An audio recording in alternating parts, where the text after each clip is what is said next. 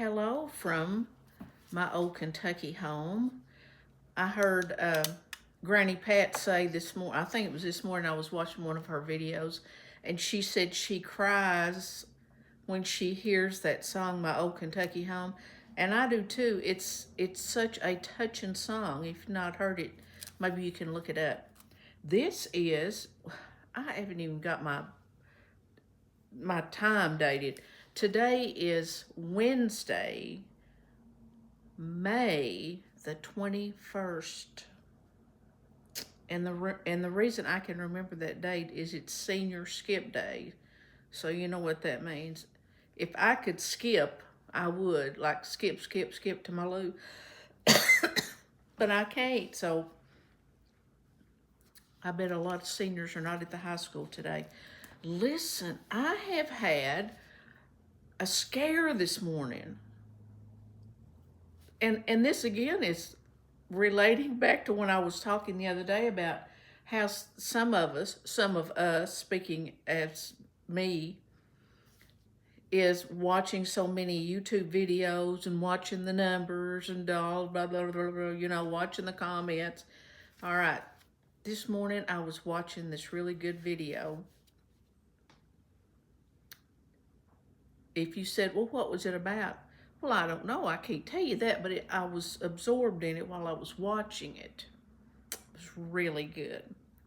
And I thought about writing down the title, but I didn't have any pen and paper, so I didn't. Then, while I was still watching the video, I hit the subscribe button.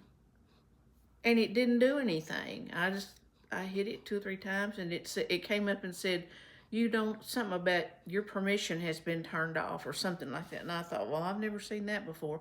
And then I tried to hit the like button and it wouldn't work. Well, then in a minute, my screen went completely off and I couldn't even load YouTube. Excuse me.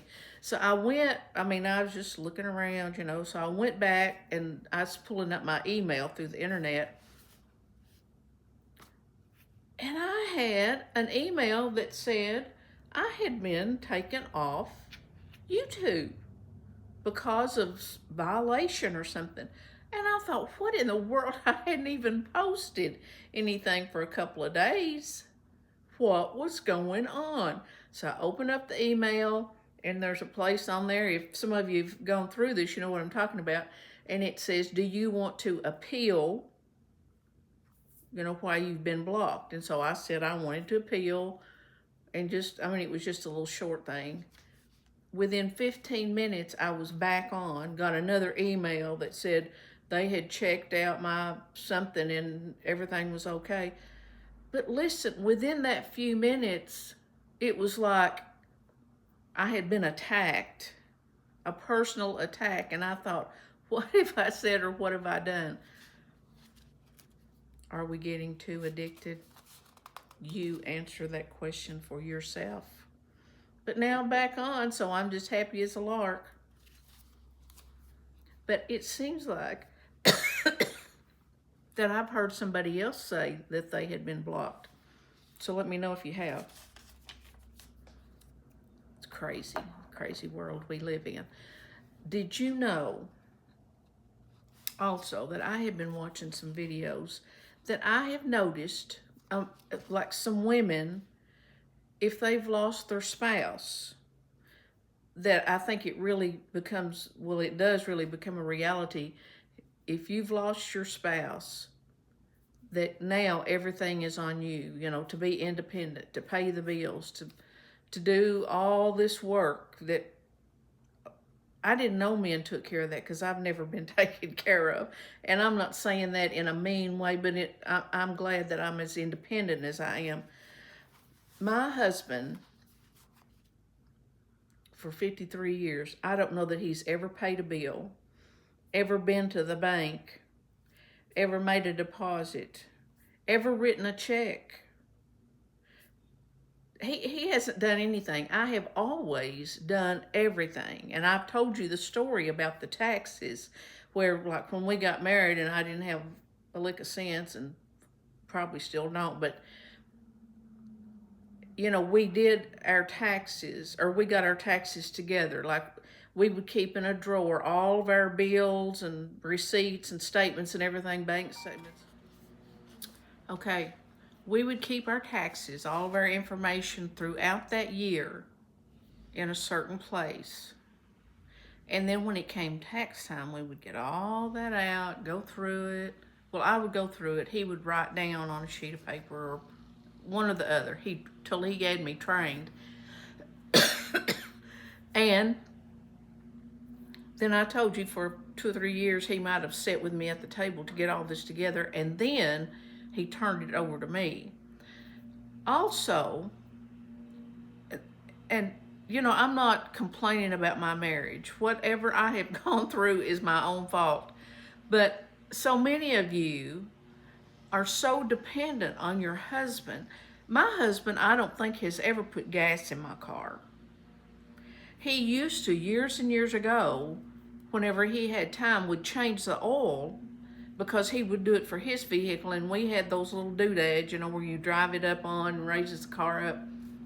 He used to change my oil every once in a while. He has never taken care, like do things. I've always had to take care of everything. And I'm sure he's loved it. I'm sure he's loved it. What man wouldn't love it? But so many of you women that have lost your spouse, and I feel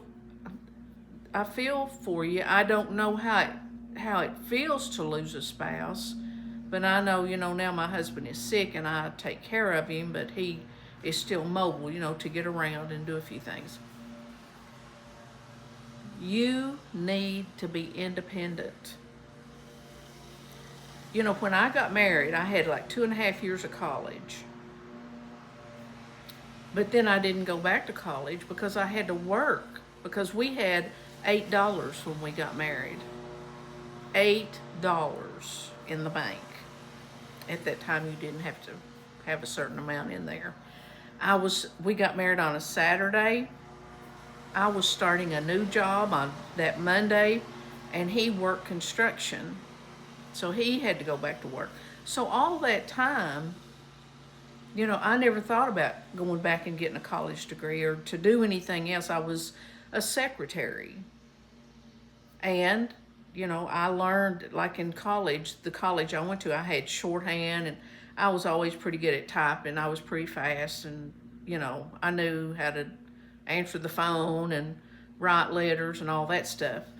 But I didn't go back to school. We got married in 71. I didn't go back to college till 83.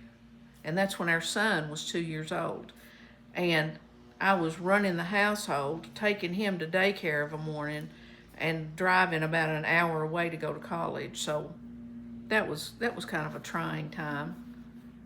But my point is, please, if you're listening to this, and even if you do have a spouse, know how to do things. Learn how to do things, and don't be dependent on a man. You need to be able to take care of yourself. And I have gone through a lot of stuff during the years of our marriage. And, you know, I'm not a bossy type person. I don't go in and tell him, you're going to do this, this, and this. I don't do that. But I've just known what I've had to do to survive. And I am very independent. I've taken care of all of our business all through these years. And from that part, you know, I feel good. I already have our funeral arrangements made. We already have our tombstone up, you know, our plots and everything. We've got a will, we've got a power of attorneys, we've got living wills, things that need to be taken care of. So if you haven't taken care of those, you should get it done. I don't care if you're in your 50s or 40s. That stuff needs to be done. It's always good to know what's going on in your business, but I'm just amazed at all these women that their husband has always taken care of stuff. I can't imagine that. I used to work with this lady. Her husband would come up to the work and get her car and go fill it up with gas. And I thought, are you kidding me? I don't know what it would feel like to be treated like that, but it's okay. Hey, I found this picture yesterday and I want to show it to you. It is on our wedding day. Now, I tell you what, I looked pretty sad even that day, but I wasn't. I was very excited, but I never did like to have my picture made. But let me tell you what, in 1971, now some of you are looking at him and thinking, well, he don't look so hot. He was a hunk, let me tell you. He's got a little Indian in him from his dad, and he was good looking. He doesn't look as good today because he's sick, but he was a good looking man. And he liked to fish, and he liked to drink, and he liked to just do what he wanted to do, and that's kind of the way life has been. But it's okay, because I've survived. I am a strong woman, if I have to say it myself. All right, enough of that. I want to tell you about, I have got 2 little great nephews, and they're 4 years old. They're identical, and they're wilder than hoot owls. But their mom, or their grandmother, who was keeping them this week, said that one of them said to the other, "What color are green beans?" And the other one said orange. And the one that originally asked was arguing with him about what color green beans are. We got so tickled at that. I mean, can you imagine? They're a mess. I'm telling you, they are one more mess. I can hear somebody out. I'm up at my little house. I came up here. I just had to get out of the house. Things were closing in on me. And my husband, I think, has gone riding around with his brother. So I just thought I'm going to come out up here and hang out for a little bit. And I don't know why I'm coughing. I saw this other little thing I thought was cute. I saw this on Facebook, and I took a picture of it because I wanted to share it with you. It said, "Please keep me in your prayers." And then down underneath that, it says, "Nothing happened. I just want you to think about me." You know, people will say, "Please keep me in your thoughts because I'm going for an interview," or "my foot's hurting," or something, or something. I thought that was pretty cute. I don't know if I have anything else to talk about today. It is, we had more storms last night here in Kentucky, and about 7 or 8 o'clock, 9, had some loud thunder. One time, the lightning popped so loud, or no, I guess it was the thunder. I jumped, and it was right before dark, and I got up to look out the window because I thought, oh Lord, I bet the horses were just running wild. They were just eating grass just like they didn't even hear it. So that was good. Today is a beautiful day. The sun is shining, and it's a little breezy, which feels great. It's about 70-something degrees, so we're glad of that. Still a lot of destruction in our county, not in our, well, a little bit in our county, but more in eastern Kentucky. A lot of places destroyed. And I think, you know, we put so much emphasis on material things when they can be taken away in a snap. Just like our lives can be taken away in a snap. But think of all the things that I don't want to use the word hoard, I don't mean that, but like dishes. You know how us women like dishes. Or I was thinking about all those Longaberger baskets that I bought down through the years. And I loved them, and you know, but I didn't use them because they were so expensive. You think, oh, I can't be carrying those around. They cost too much money. See, I didn't even get to enjoy them. And then at one time, and I think I've said this before, I loaded up maybe 20 and took them to the consignment store. Now, those baskets on the average are going to cost you between 50 would be a very low price for one, 50 to probably $150 for one basket. You know, they're very sturdy built, they're great, they're beautiful, I love them. But I went through that period of my life, and I see some of you all did too, because I can see them in your house. But I didn't use them. I didn't even enjoy them because of the cost of them. How many times do you do that? You buy a new dress and then you think, well, I can't wear that. And this, I'm talking to myself. Shoes, so many different things that I remember my mom used to keep this little gown, this little long gown and house coat in her wardrobe in her bedroom in case she went to the hospital.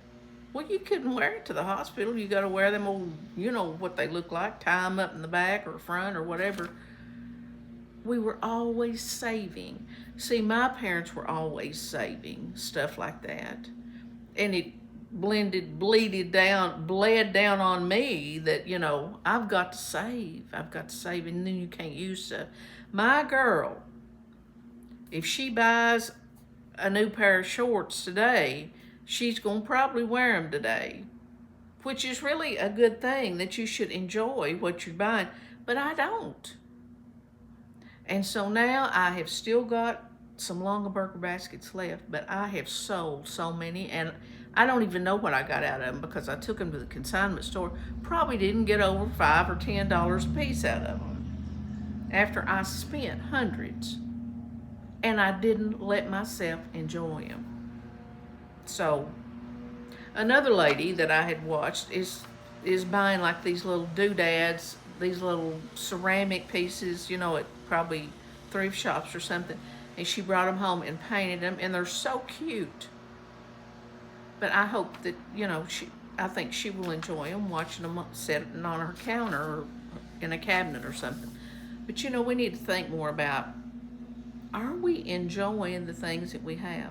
If my house was destroyed by a tornado today, could I move on? Yes, I could. If I wasn't, you know, if I wasn't killed myself. So we need to think about all this stuff you got in your house. It could be gone tomorrow. I hope it's not, but it could be.